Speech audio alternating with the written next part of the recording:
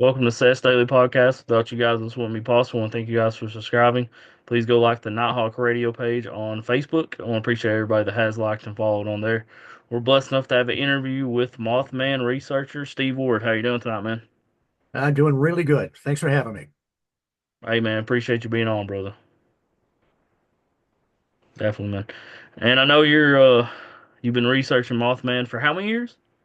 Well, I was in Michigan on November 15th, 1966, when that first sighting took place. I'm not sure if it was the next day it hit the wire services, but that first report, where whatever this thing was, chased two couples down Route 62 out of what they call the TNT area, which is about 9 miles north of Point Pleasant. That hit the wire services all over the world, and was even in the military Stars and Stripes newspaper. So it was in my local newspaper, and we had just come off that was November. The March before that, we had this major UFO flap in Michigan. It also hit parts of the Midwest, and that's the one where Dr. J. Allen Hynek, who was he was an astronomer for Northwestern University. He started out being a skeptic, but after he interviewed several witnesses, he began to believe that there was really something to this. But the problem was in Michigan and in March, when he came to investigate the sightings there, he was still attached to what they called Project Blue Book, which was the Air Force's organ for allegedly, it was more of a publicity front, I think, or public relations front. But he still had to kind of straddle the fence to please them. And so some of the sightings that took place in Hillsdale, Michigan, he suggested that some of them might have been swamp gas. And of course, that's all the press needed. The explanation for UFOs was they were marsh gas. And so it became kind of a big laugh for a while, but he did recover.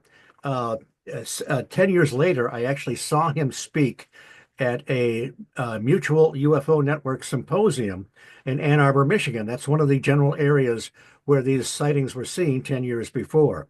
Hmm. And he had separated from the Air Force. He had started the Center for UFO Studies in Evanston, Illinois, and the name of his talk was Swamp Gas Plus 10 and Counting. And it was a bit humorous, but also very serious. And he talked about his the mistakes he had made 10 years before, and what he was doing now with the new organization. Well, that kind of set things up. And then that following November, we get this report of this winged humanoid chasing two couples down Route 62 in West Virginia. And I thought, man, that's pretty damn cool. And this thing, whatever this thing was, it was 6 to 7 feet tall, roughly humanoid, red glowing eyes, a 10-foot wingspan. And it was the Scarberries and the Mallets that saw this thing, and it chased them into town. Yeah, man. I've heard about that as well. That's very cool though, man. That it went all the way up to Michigan.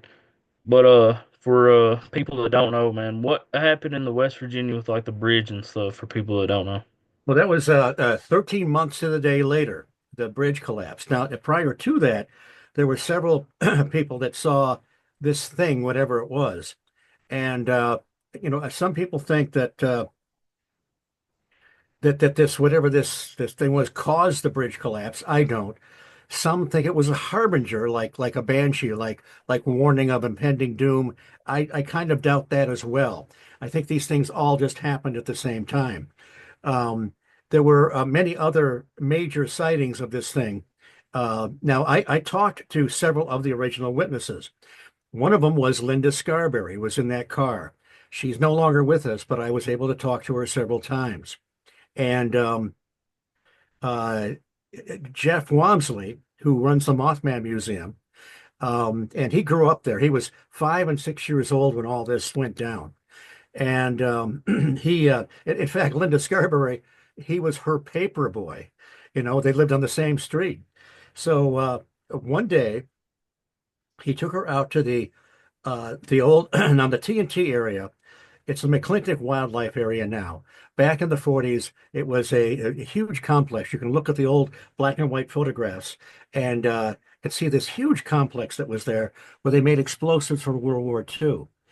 So and they saw the Scarberries and the Mallets saw whatever this thing was um, by the what was the old North Power Plant. It's not there anymore.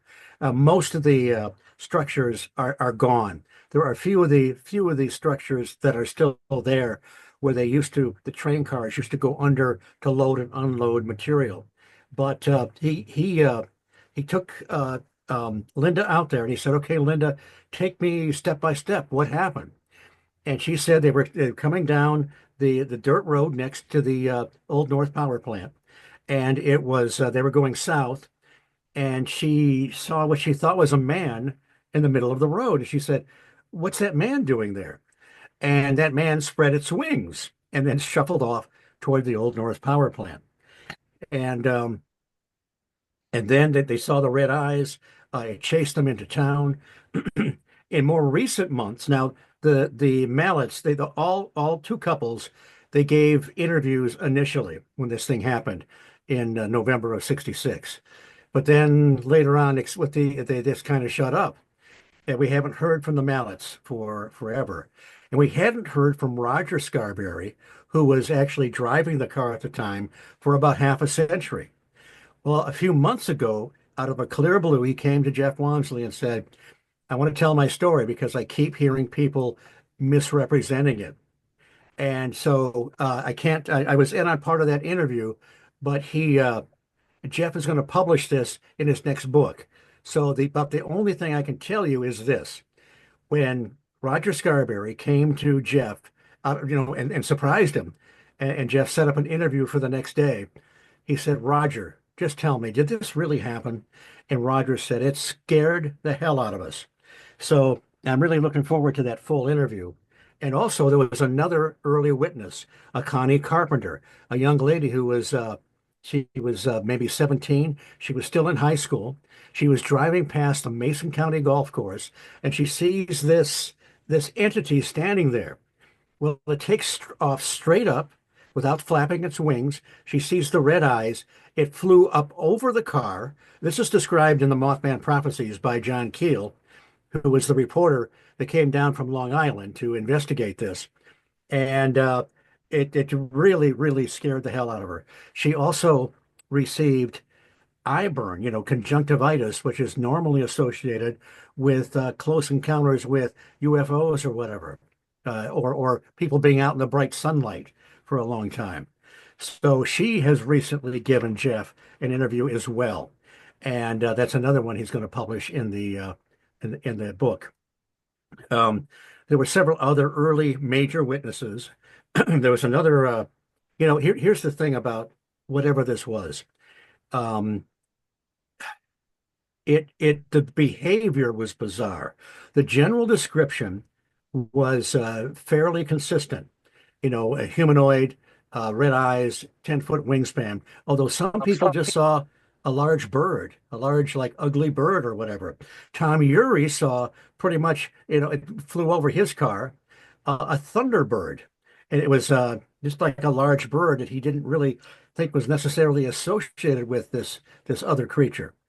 Um, it it would take off. It didn't always flap its wings. Sometimes it did. It would chase cars. Sometimes it would. Was a couple that saw it actually manifest in their bedroom.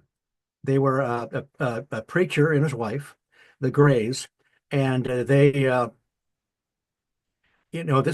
is when it all started. They hadn't seen anything in the newspapers, and they saw this thing manifest. It was a classic Mothman, red eyes, wings, and so forth. They looked at it in a religious, kind of a demonic context. The next day, they were destined to go off as missionaries to a faraway country, and so it was years later when they came back. They looked at the old newspapers and they thought, "My God, this is what we saw."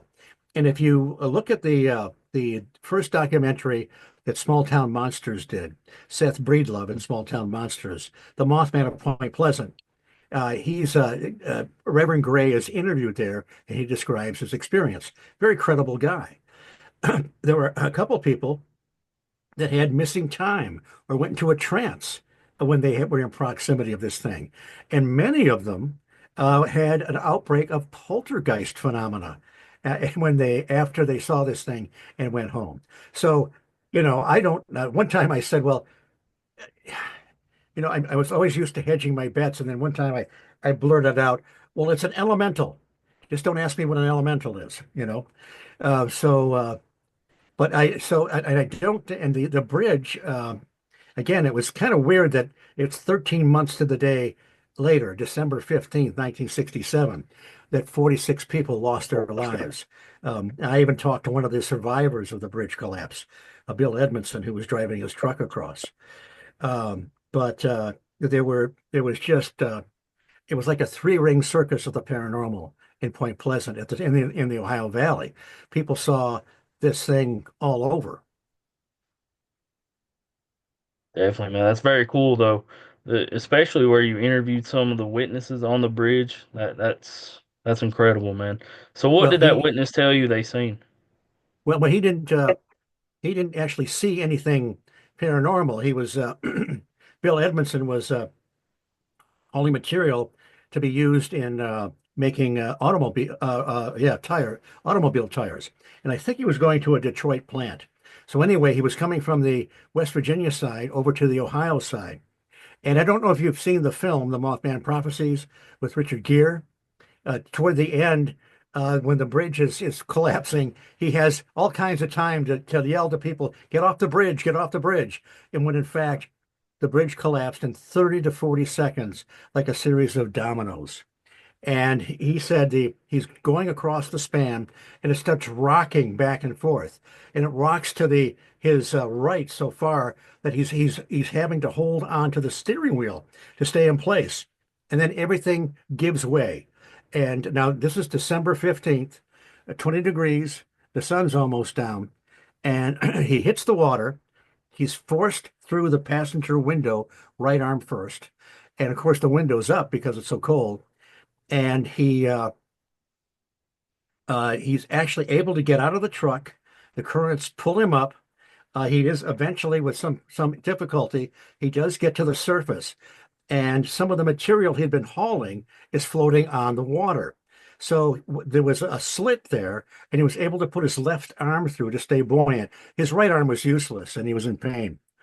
A tugboat captain saw him and cut off his flow down river, and they picked him up out of the water and got him to the hospital as quickly as possible and put heat on him. There's actually an article in the Mothman Museum which mentions him. They get his name wrong. They call him Bill Edmonds and not Bill Edmondson. But I was able to talk to him in 2017 at the 50-year remembrance ceremony of the bridge collapse. I met him at the River Museum. The River Museum is covers all the commerce and the boats and so forth and history of that area. And he was 88 when I talked to him, which means he was 38 when he was crossing the bridge.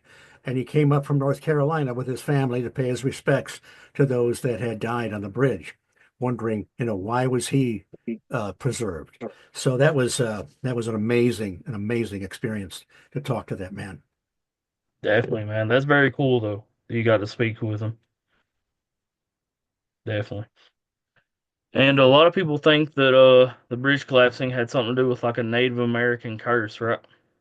Well, yeah, but that seems to be bogus as well. Chief Cornstalk, a Shawnee chief, uh, he was actually. This goes back to the Revolutionary War and all that stuff. And I'm not very good at American history. I'm much better at the weird history. But he was a peacemaker, and he was betrayed and murdered. And if anybody had a right uh, to utter a curse, he did.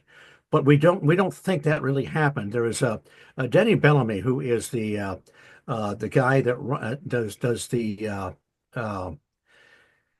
Oh, the tour. He's like the tourist bureau.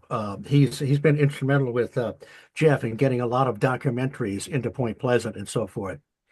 And they were tearing down an old school, and they found there was like a false wall where there was a room where there was a bunch of boxes and books, and they had just covered over it. Well, they found this old uh, play that was dramatizing the death of Chief Cornstalk, where he utters a curse. They think that's probably where this came from, was just from a play. I mean, it's one of those things that you would kind of maybe expect to be true, but probably isn't true. And even if he did utter a curse, uh, it would uh, it would be hard to imagine that a curse would create all the bizarre paranormal activity that's happened in that area. I mean, look at all the other places that we talk about: the Skinwalker Ranch, the Bridgewater Triangle, Marley Woods, the San Luis Valley, the Bradshaw Ranch, on and on. I don't think we can uh, uh, blame the Native Americans for cursing all those areas and creating all that bizarre activity. Yeah, I agree with you, man. That's just a hoax. So, the witnesses that you have talked to, how tall do they say the Mothman is? About 6 or 7 feet tall, it seemed like. But again, some people saw there were some National Guardsmen that saw something like a big ugly bird up in a tree in that area. So, John Keel suggested that some of these things might be temporal. He used the word transmogrification. They would kind of manifest, come into existence, be physical for a while, and then sort of evaporate. Well, there's a lot more to that. It's hard to do a crash course in John Keel's ideas. But if that's the case, then perhaps these things, are coming from the same source, the same cosmic source or whatever, but they manifest a little bit differently. I mean, there are other winged creatures that have been seen all around the world and U.S. A lot of people want to stamp them Mothman, but I'm not sure that that's the case. I mean, you had in the 50s, you had something called the Houston Man Bat that almost looked like somebody wearing a suit or something like that. In the 90s, I think it was, Linda Godfrey investigated something called that they called the Wisconsin Man Bat. This big ugly bat-like thing that brushed against the window of a man and his son driving along in the car. When they got home, they were very sick, very nauseous. This thing was pretty ugly and hideous, but it wasn't the Mothman per se. So, and John Keel thought that some of these things, as bizarre as they were, may not be from off-world or whatever, but may be a natural condition of the planet. Maybe some of these things, he talked a lot about window areas because he was trying to come to grips with why some of these creatures, Bigfoot and so forth, seem to show up out of nowhere. But there's a certain physicality where they leave footprints and maybe hair samples, and then they scare the hell out of a few people and then go away, you know. And they even attack livestock sometimes. There was a case in oh God, was it the 70s? At Rochelle, Indiana. They nicknamed the beast Roro. And after Momo, I guess the Missouri Bigfoot. But this thing seemed to come into manifestation slowly. They were hearing a pounding on the house. They were hearing these smells. Then they finally saw this thing. Sometimes it was translucent. It didn't leave footprints, and it didn't make any noise when it ran. But after a while, it attacked some chickens, some livestock, um, and then kind of just faded away. So a lot of these things are a real mystery. We don't know what we're dealing with. You're 100% right, man. And people are definitely seeing something. There's too many eyewitness accounts for them not to see the Mothman. For Mothman Right. not to be real, there's too many sightings for it Yeah, there not to was be. really John Keel talked to a little over 100 people that year between roughly he got down there early December 66. He came down about 5 different times from Long Island, and he got really involved in everything that was going in the people and so forth. And he was frantic that night. He was in New York when the bridge collapsed, and so it took him hours to get through to Mary Hyre, who was the reporter. She was a stringer for the Athens Messenger. She had a column called "Where the Waters Mingle," and she would talk about the UFO sightings, Mothman sightings, and Men in Black encounters. And so he finally got a hold of her because he was concerned about, a lot of people they knew if they had survived the bridge catastrophe or whatever. You could actually go into Point Pleasant. I'm trying to think, the Mothman Museum is on 4th Street and Main. If you go up to 6th Street, that's where the Silver Bridge used to run over to Ohio. And that one that collapsed in November on December 15th, 1967. And if you look at the flood wall, you'll see a mural of the way the bridge used to look. And if you come more toward the street, there's a memorial and the 46 names of the people that died are embedded on the sidewalk. Yeah, that's very sad, man. What happened in West Virginia for sure. Isn't that the one of the worst bridge collapses in That that United was that States? was the worst in history, and it changed everything. They started inspecting bridges and dismantling bridges that were similar and hadn't been inspected for a while. So yeah, that was when I went to the 50-year remembrance ceremony. They had some people speaking to that effect about how everything changed and the greater safety factor they have put on bridges and the infrastructure. Yeah, very sad, man. Very sad.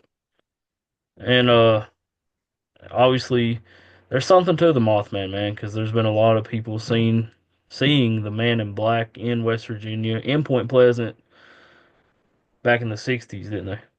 Well, the Men in Black is an odd. It was what they weren't just seen in Point Pleasant, and there's more than one answer to some of these. There was one if you read the Mothman prophecies, John Keel goes to Mary Hyre, and he says, what's going on? Is there a convention in town? And there's all these guys in black suits, skinny ties, close cropped hair, and zero personalities. And these guys were probably just actually real government agents, just kind of scoping things out. But people have said that they've had some really bizarre experiences with some of these characters. Sometimes supposedly they tell them to not talk about their UFO sighting, or they want to confiscate photographs or something like that. Some just have very odd behavior, and you have to be careful with some of that. But I mean, look, some of these, Mary Hyre had some real oddballs coming to her office, and you don't know if they're, in some cases, it might just be somebody that's a little imbalanced. As you know, this field does attract some strange people. Of course, you and I are completely stable, right? But some of the other ones may not be. So there's been some, there's another a lady named Linda Sigmund. She lives in the Parkersburg area. When she was 16 years old, about April of 67, she and her boyfriend were about 12 miles north of Point Pleasant. And they were sitting on the hood of his car, out kind of in the middle of nowhere, just looking at the sky. They saw a strange, I'm really abbreviating this. She wrote a book to covering her experiences. And that's Linda Sigmund. And they saw this strange light, and then it moved away. And then later, and then I think he decided there was another light they saw. He decided to get the hell out The of hell? there. And so she was looking out the window and looking up, and she saw this creature, man-like with wings, next to one of these lights or orbs or whatever. And later on, they realized they were missing a couple hours in time. And later on, uh, in early December, maybe a couple of weeks before the bridge collapsed. She was in downtown Point Pleasant. She went into a store and she saw this guy looking kind of odd. I mean, it's nighttime. He's got a, classic Men in Black, black suit, black hat, black sunglasses, and a black fedora. And she walked by him and his skin looked a little bit kind of grayish. And she came out of the store, and there was another one of these guys further down the street standing by the light post. Same kind of deal. And she's wondering, boy, this is weird. But back then, they just, even though they looked kind of odd, they just assumed they were government agents or whatever. Several years later, when she read the Mothman prophecy, she put two and two together and thought, my God, these are classic Men in Black. And there are a lot of stories about these kinds of encounters that are very odd and it's very hard to know how to assess them. Sometimes people are alone, when they have these experiences, so they don't have any cooperation. So, but there's something very strange going on there. And they did harass people that seen Mothman, didn't they? Well, the Linda Scarberry, they had visitors where they wanted to take photographs of her baby. There was this other guy that called himself Jack Brown that showed up with this reel-to-reel tape recorder, didn't seem to know how to use it. He might have just been a wacko. I don't know. But they had other, there were other cases where an apparition seemed to form in the house of like a man in black. Um, excuse me.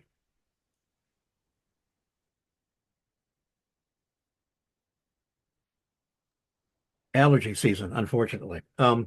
Oh, you're fine, man. Um, so and there was more than one person that had there was the Lilly family, which lived on Camp Conley Road. Camp Conley Road was sort of like the southern border of the TNT area, and they had a lot of bizarre activity. They had strange lights go over their house all the time. Sometimes their TV would act up, and they knew right away that something was passing overhead. But the one young girl had some kind of like a man in black type apparition show up in the house. Linda Scarberry did, and she used a crucifix to get rid of it. So I don't know if that was a like a placebo kind of thing or whatever. I tend, a lot of people think these things are demonic. I tend not to think that.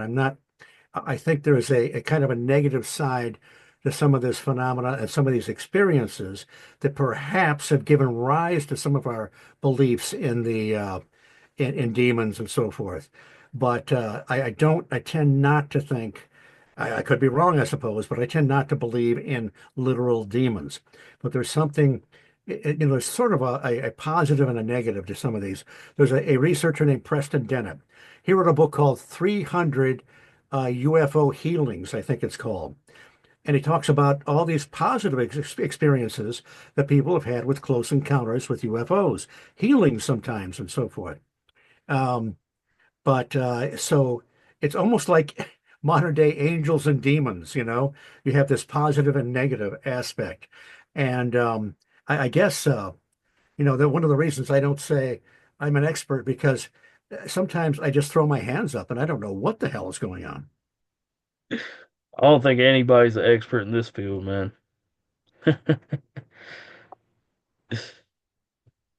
But do you think there's a connection between Mothman and UFOs and aliens? Well, there are a few sightings where there was a couple of women that said they saw this thing come out of a strange light in the distance. Linda Sigmund saw it in conjunction with some lights. Um, but I don't know. I think I'm kind of with John Keel that whatever this is something natural to the planet, even though it might fade away into another realm or dimension and or manifest and just evaporate. Um, but I guess I hesitate to uh, call them extraterrestrial. I could be wrong. I started out in the 60s when we had a UFO club and we had the swamp gas sightings and they had these great books by Frank Edwards and um, the Jim and Coral Lorenzen of the Aerial Phenomena Research Organization. They wrote books about that were kind of risque at the time or controversial at the time, even for people that were into UFOs. And they were writing about landings where some people would see humanoids of some type step out. This is before the Greys showed up and messed up everything. Back in the old days, we used to have some really cool UFO entities or aliens, whatever you want to call them, 50s, 60s, 70s, and before you knew it, the Greys took over for the most part. It seemed like whatever the heck they are, and kind of spoiled everything as far as I'm concerned. But I was very much in tune to looking at these things as extraterrestrial. And then I was introduced to John Keel, Strange Creatures from Time and Space, where he talks about window areas. And then about the same time, he comes out with a book called Operation Trojan Horse. And that's the one that threw me for a loop because that's where he connects UFOs, cryptids, and psychic phenomena all together, all part of the same circle. And he makes a good case for it, that these things are like Charles Fort. If you remember the writings of Charles Fort, the Book of the Damned and so forth, Fort was around the turn of the last century, where he called together all these different reports from scientific journals, really oddball things like falls of fish and frogs from the sky, red rains, black rains, chunks of ice or whatever. But he gathered them all together in a book. And when he did that, people were going like, "My God, this is bizarre." When you isolate these things, they're bizarre, but they're not. They don't have the impact. But what Fort thought, he said, you begin to measure a circle anywhere. And he thought all these things were connected. And Keel was, I think, very much influenced by Charles Fort. And so, the Operation Trojan Horse is kind of like his grand opus. And then after that, the next book I read that really influenced me was by Jacques Vallée, Passport to Magonia. John Keel and Jacques Vallée. Anything you can read by those guys are going to advance the field, are going to help you understand things more. Well, Jacques Vallée's Passport to Magonia was where he connected, he demonstrated, different traditions of folklore and compared them to some modern day UFO experiences. For example, people that would encounter the fairies or the little people would have missing time. Well, missing time is quite is something that's not any stranger to those that have studied the UFO field. In some cases, if you looked at the little whatever he was, leprechaun or fairy or whatever, and you exchanged his green tunic and red cap for little silver coveralls, these guys would look very much the same in some cases. Um, so there's a case to be made that some modern day UFO experiences are, echo the folklore of yesterday. And there are some pretty striking examples of that. But so it's something that has been with us everything since we have been here. We have dealt with the Albert Rosales has this great database, and he's got 15 books out. They're called Humanoids, the Others Amongst Us. And it goes from '01 AD all the way up to 2015, and he gives you all these bizarre encounters with. Sometimes they just seem like flesh and blood, nuts and bolts, aliens or extra dimensionals or whatever they are. In other cases, they're much more sort of, I would say, Keelian kind of maybe temporal, transmogrifications of energy. Something, Keel thought that perhaps we co-created some of these entities with whatever intelligence there is out there. It gets very complicated and it's very, very hard to pin down some of these things. You mentioned Definitely. off air. You mentioned Indrid Cold. And there's another wrench in everything, you know. Indrid Cold showed up a few days before the Mothman did. And what happened was John Keel and well, this guy came to Mary Hire, and he said, "Man, I just got to tell somebody this." And he's talking about how he was driving south on Route 77. This elongated craft kind of landed down and kind of uh, eased him over. His car is over, a car over where he had to stop. And this guy gets out, and they have this sort of a pointless conversation. And that's it. He goes away, and he. He was going to come forward. He was with another guy, and then at the last minute he said to Keel, he said, we're just not going to talk about it. And Keel said, well, why? What happened? And he said, well, that scientist fella said we should forget all about it. And Keel said, what scientist fella? And he said, damned if I know, but he seemed to know what he was talking about. And Keel said, well, how did he find out about your experience? And he said he didn't know. So Keel didn't go forward with it because it's like a blind item. What's he, you say that somebody completely anonymous and doesn't want to talk about it now, a couple days later, a guy named Woodrow Derenberger is cruising down the same road, same kind of experience. And this dude, this strange dude, he's landed in this craft or whatever. He's standing there with his arms folded, hands under his armpits, and he's got kind of a grin on his face, and he identifies himself as Cold, Mr. Cold, and he had another pointless conversation, and he tells Woody he's going to contact him in the future, and supposedly he does. You find out his first name is Indrid, and you mentioned Tanya Derenberger off air, his stepdaughter. Years ago, when Derenberger published Visitors from Lanulos. He talked about his experiences. He really gets off on, talks about how he was actually taken to Lanulos and back in about an hour and a half. Yeah, I don't know what was really going on there, or if he was embellishing it, or if he was manipulated somehow. I don't know. But she even said in the review in Amazon, this is a long time ago, and she took it down a long time ago, that he embellished things later on. And it's like seemed like he did have some kind of initial experience. He had this other guy that reported a similar experience. And so, but it doesn't end there. I mean, he says that Indrid and his buddies actually came to visit him in his house. I don't know what to make of that. But some months later, a woman, Keel calls Mrs. Kelly, a pseudonym, that lived in Gallipolis, Ohio, across the river on a farm. She was having all kinds of bizarre activity there. At cattle mutilation on her property. Um, Her son was seeing these large boxcar-like craft flying low overhead over their property. They were having classic haunting phenomena. And uh, she she came out of work. I think she was a nurse.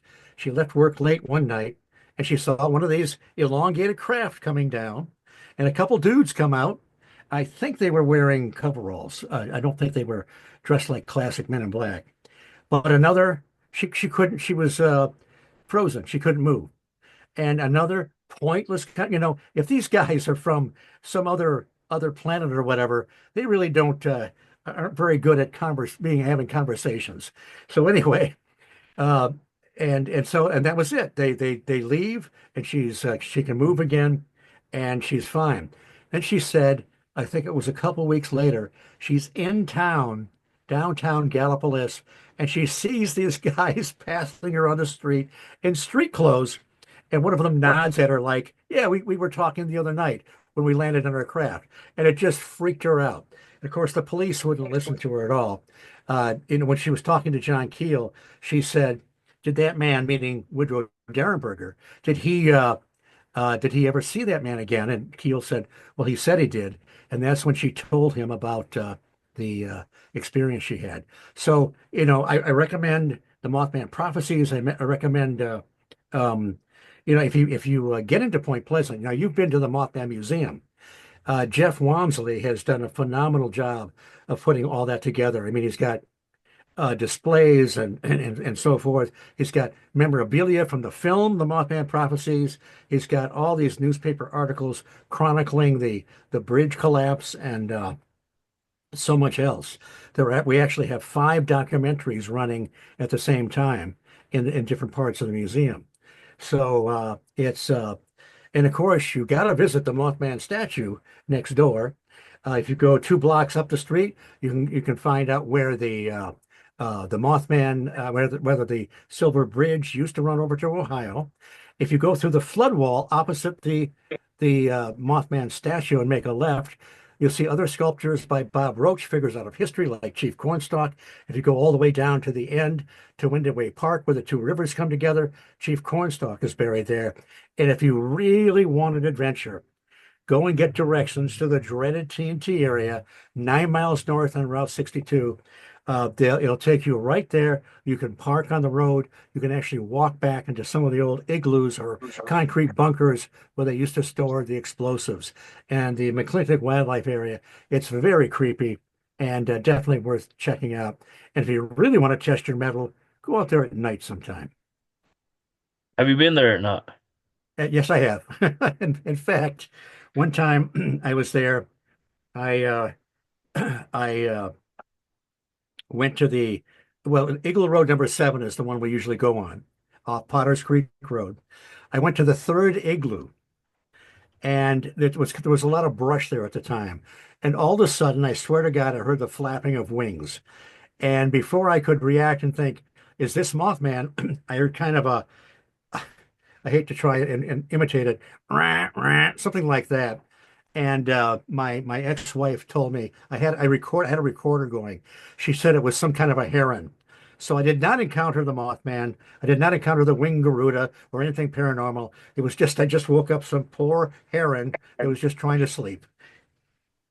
That place is haunted though, ain't it? Supposedly. Well, people that I have been with, stood next to, said they've seen shadow people out there. Um, and I never see anything, you know.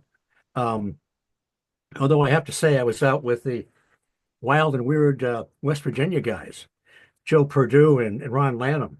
We were in the Chief Cornstalk hunting grounds some months ago, and they had their equipment out. We spotted some lights, craft, or whatever they were. They got some really good evidence. And one of the things I was looking at on a monitor, this is, they're all their equipment. It looked like it had one of those, you've seen the Tic Tac videos and that sort of thing. But this thing seemed to have kind of a black ring around it, like, demonstrating the temperature difference or whatever. And it's almost like these things were alive. It was just bizarre. But I normally don't see anything. Point Pleasant is just a cool place, man. Yes. Chief Cornstalk Hunting Grounds was a place that John Keel went to. I mean, he mentioned in the Mothman Prophecies. And he was out there one night, and we think we were in the same spot. He could see these purple lights up in the trees, and they actually came down and toward him and kind of surrounded him, spun around him, and almost like they were some kind of living being or something. That's awesome, man. Yeah. Definitely appreciate you being on, brother. You also do a radio show, don't you? Yes, I do the not every it was every other week, but I have a backlog of about 5 years. The High Strangeness Factor on the Paranormal UK Radio Network. My co-host and producer has been Andy Mercer since the beginning. We created it, and more recently we have another co-host, Susie Bastille, also known as the Pukwudgie Whisperer, and she's done a lot of her own shows. So. We the last show we did was with Richard Hatem. He was the screenwriter for the Mothman Prophecies, and a really, really interesting guy. So anyway, there's a backlog of all kinds of shows, and I'll be getting another one together soon, I'm sure. But so anyway, yeah, come down and visit the Mothman Museum and Point Pleasant. and it's really worth checking out. Definitely, man. And check out your show as well. Everybody out there, want to appreciate Mothman researcher Steve Ward for being on. Everybody have a good night and God bless.